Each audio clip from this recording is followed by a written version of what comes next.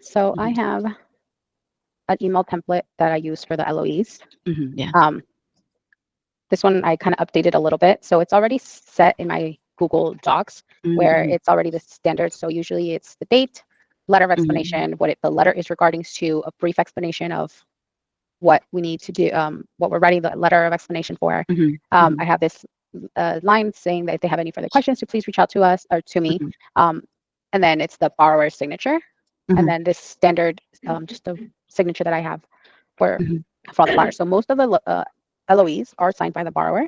There Mm-hmm. are some that a few that will be signed um, by I wouldn't say like their spouse necessarily, but anybody that's not the borrower themselves. So it can be, Mm-hmm. so there's different examples. I'll explain to you. So, but just note that the LOEs aren't necessarily signed by us as processors. They're signed by the Mm-hmm. borrower or Mm-hmm. somebody else.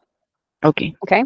So LOE is only for credit report, like No, so inquiries. there's those are the most common ones. The Mm-hmm. letter of explanation for credit increase, for address variance, but there's several LOEs. So what the LOE is, it's a letter from the borrower explaining a certain situation so that Mm-hmm. the underwriter can review it and then hopefully it'll clear whatever condition it's in regards to. So like I Okay. said, the most common one is, for example, the one I have right now on our page, which is the credit inquiries.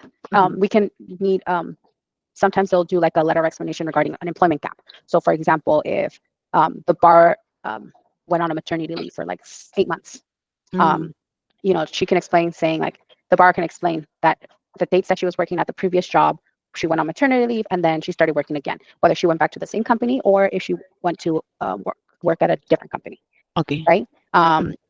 There could be one, I've seen a common one where it's the address discrepancy. So sometimes if the mailing address on their bank statements or pay stubs Oh, it's different. different from what Oh, their driver's license. So the underwriter okay. will question, well, why is the address different? And Mm-hmm. then the borrower will explain um, why. They'll just give a quick Okay. explanation as to why the mailing address on their driver's license is different from their documents. Does that Okay. make sense? So yeah, understand. But so is it a document that um we provide before sending it to the underwriter, or underwriter request for it? So usually the LOEs will be something that it's requested as a condition. Um, Okay. for example, the credit increase and the address variance, that one, we can Okay. probably work on it ahead of time and send it in to the underwriter at submission. So that way Okay. it's not a condition. So I'll show Okay. you how what to look for and where to look into for the credit increase shortly. Okay. But those Yeah. are the credit increase and address variance. Those are the two that you can at submission work on the letters, Mm, and they can be uploaded with the rest of the submission documents. mhm. Or like for the most part, like I said, they're usually items that are conditioned by the underwriter once they do their initial review. Okay. Got it. Got it. Okay. Mhm. So sorry. So the credit inquiries, I have here the what the inquiry is on, and then the date the inquiry was done, and then a quick break explanation stating a credit check was performed for a mortgage loan, and then no new account Mhm. has been opened. So in this case, I'm going to open up. So for the credit inquiries and for the address variance, you want to open up the borrower's credit report. Mhm. Okay. Once you have the credit report open, you scroll down. Mhm. So this one here has the increase for the last 90 days. Ah, Those three okay. of items, which is our Uh-huh. three that I have here on this on this Mhm. uh, on So this inquiry LOE. means, this means that this company, this is a company that's Sactus Avantus, correct? Hmm. Yes. So that company requested for a credit report in Yes. credit inquiry. Okay, okay, got it. Yes. So Zactus is like credit technology or KCD. Mm, So mhm, that's how I know that this is for a mortgage loan. For mhm, example, professional mortgage, it's a mhm. mortgage.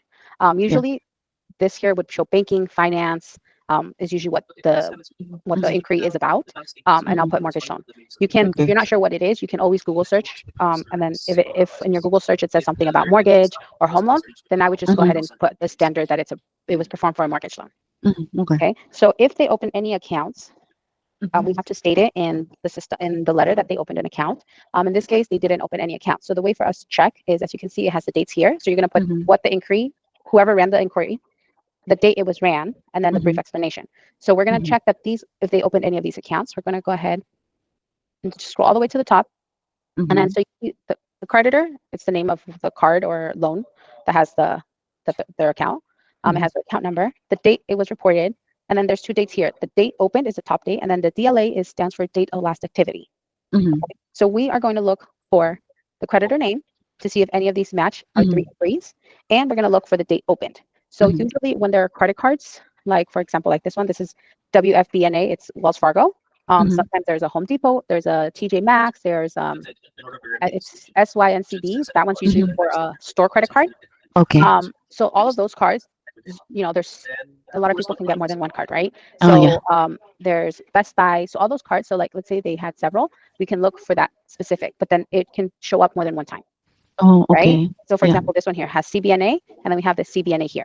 Mhm. If they did an inquiry that stated CBNA, well, we have two here, but then we would have to check when was this opened. In this case, Mm, this was okay. opened October of 2016. This one here Mhm. was opened in May of 2015, Okay. right? So since Mhm. there's none of these names here, it's safe to assume that no account has been opened. Mm, If there okay. was one that was similar, like for example, this WFBNA, Mhm. if it was one of our inquiries and the dates here showed October 30th, then it's most likely that this account that was inquired was opened. And so Mhm. we're going to state the explanation would be account has been opened, and it's showing in our credit reports. Mhm. Okay. Got it. Got it. Any questions on that one? No, it's very Okay. clear. If the file has more than one borrower, if they're married and the credit Mhm. report was ran together, we're gonna have both signatures. If it Okay. has two separate borrowers that they're unmarried and each borrower has their own account, then we're gonna do an Mhm. inquiry for each borrower separately. Mhm. Okay. Okay. Okay. Now for the address variance, so what it is that the credit report has a section where it gives us an explanation, or not an explanation, a history of where you've lived, where you've Mhm. worked. And so this address variance is that we're just gonna state all the addresses that they've previously lived at and give a Mhm. brief explanation of as to what it is. So Okay. if you scroll down past the increase section, it's this part you're going to look for the source of Source. information. And so in this case, each bureau has its own explanation. So we have Experian, TransUnion, and Equifax. If they had more than one borrower, you'd have all three for the second borrower as well. Okay. Okay. So each one has a name, their social, their address, and their employer. Like I said, it gives Mhm. a history of where they live. So this address here, the address variance should state all of the addresses showing up in our credit reports. Mhm.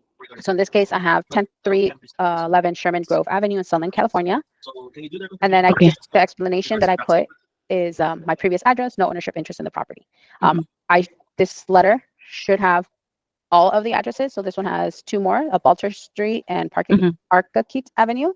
Um, TransUnion has the same ones at the top, and then Equifax has this Tamarind Avenue one as well. So there should be a total, excuse me, there should be a total of 4 addresses in this LOE.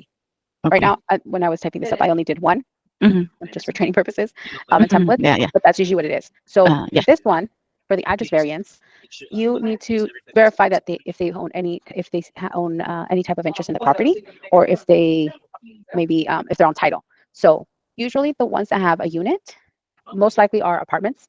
I Mhm. usually just state this. This is usually my go-to, my previous address, no ownership interest in the property. But Mhm. what you can do is, let me pull up, go to your property profile, which you should have Mhm. access to. If you Mhm. don't, let me know. You I log have in, that. Mhm. and then you're gonna put in the address. So 1223. Oops.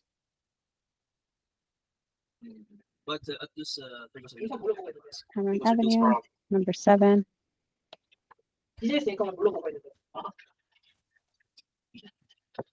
So if you run it, it'll tell you who the title holder is. So in this case, it Mhm. has this owner as mystery. Well, it's a trust. Um, it's the name of the trust is nothing similar to our borrower, so it's safe to assume that they don't have any interest in the property. Mhm. Okay. Okay. Okay.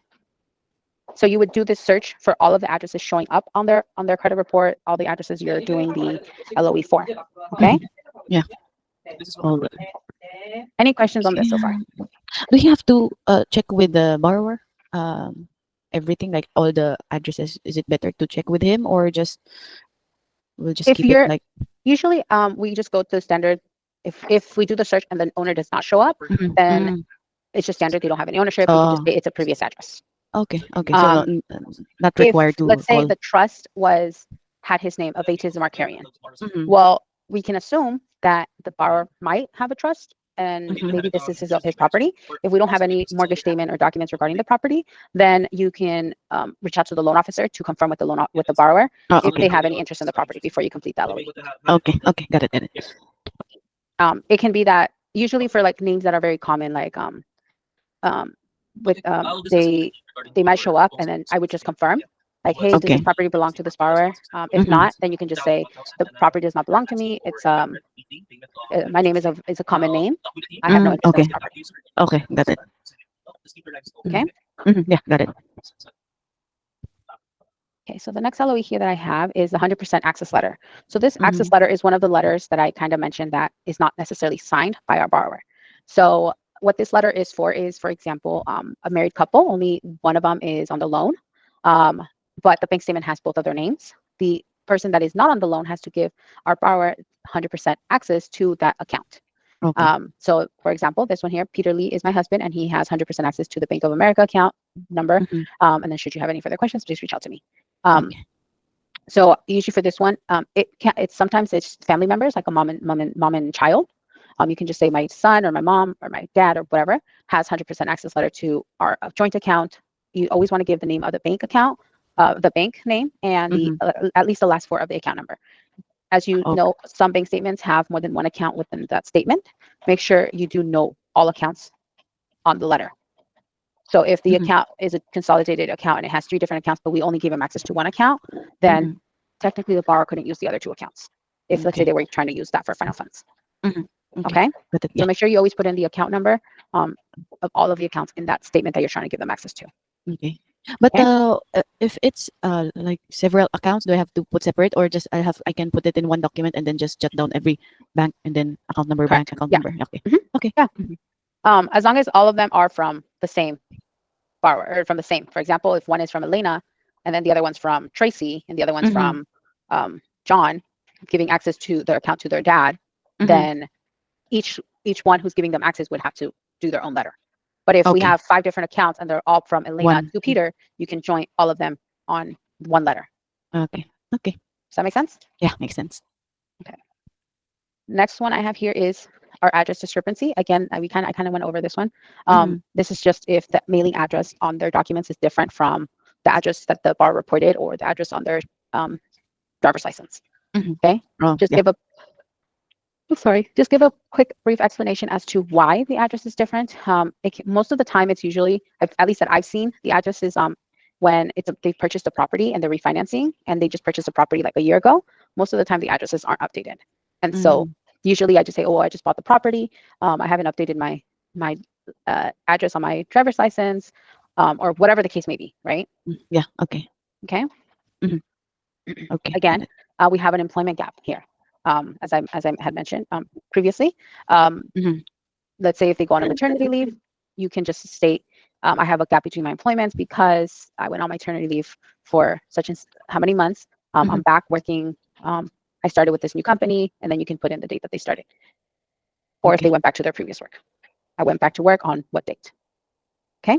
Mhm. Another Yeah. very common one is, I'm not sure if you've already seen it, but on our when we're verifying assets, if the borrowers have made deposits that are 50% um, or more of their income, it's considered Mhm. a large deposit, and we need to Um. source it, and we need to find out where this money is coming from.